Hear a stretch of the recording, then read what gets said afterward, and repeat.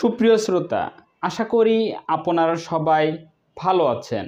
সুপ্রিয় শ্রোতা, আজকে আলোচনা করব যে নাবালক থাকা অবস্থায় যদি কেউ মামলা করার অধিকার অর্জন করে, কিন্তু নাবালক অধিকার লাভের পর যদি সে সাবালকতা অর্জন করে, এরপরে যদি পরবর্তীতে সে যদি পাগল উন্মাদ হয়ে যায়, তাহলে তার যে মামলা করার অধিকার অর্জন হয়েছে তার মামলার সময়কাল অর্থাৎ তার তামাদির মেয়াদ গণনা বন্ধ থাকবে কিনা এই সম্পর্কে আলোচনা করা হবে এই ভিডিওটির মাধ্যমে।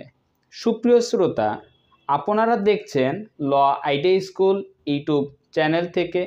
আমি আছি আপনাদের সঙ্গে মেহেদি হাসান, জসকোট, ঢাকা থেকে।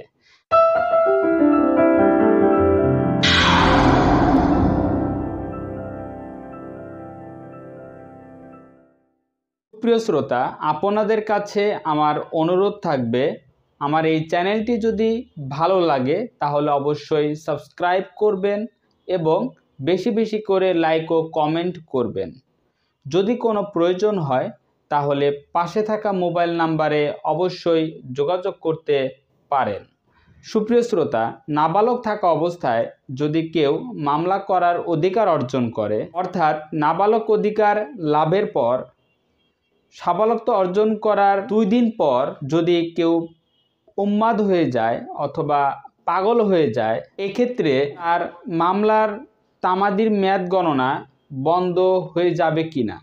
সুপ্রিয় শ্রোতা, এক্ষেত্রে বাংলাদেশ তামাদি আইন 1908-এর 9 ধারায় বলা হয়েছে, একবার তামাদির মেয়াদ গণনা শুরু হয়ে গেলে পরবর্তীতে যদি কোনো অপারগতা অর্থাৎ পাগল উন্মাদ হয়ে থাকে, তারপরেও পরবর্তীতে উক্ত ব্যক্তির তামাদির মেয়াদ গণনা বন্ধ হবে না।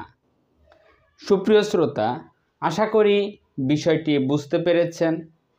যদি কোনো প্রয়োজন হয় তাহলে পাশে থাকা মোবাইল নাম্বারে অবশ্যই যোগাযোগ করতে পারেন। সুপ্রিয় শ্রোতা, আপনাদের কাছে আমার অনুরোধ থাকবে, আমার এই চ্যানেলটি যদি ভালো লাগে তাহলে অবশ্যই সাবস্ক্রাইব করবেন।